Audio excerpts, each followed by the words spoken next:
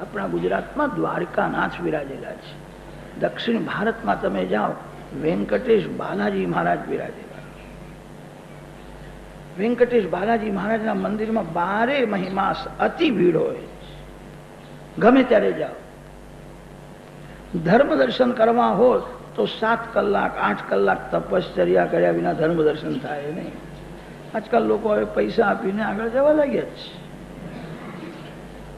ધર્મ દર્શન કરવા હોય ગમે ત્યારે જાઓ, 12 માસ અતિ ભીડ હોય છે. શ્રી વેંકટેશ બાલાજી મહારાજના મંદિરમાં જેવી ભીડ દેખાય છે એવી જગતના કોઈ મંદિરમાં ભીડ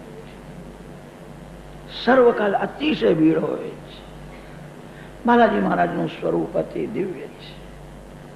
એમનું નામ છે ત્રિપતિ બાલાજી. 3 દેવીઓના એ પતિ છે, તેથી એમનું નામ ત્રિપતિ છે.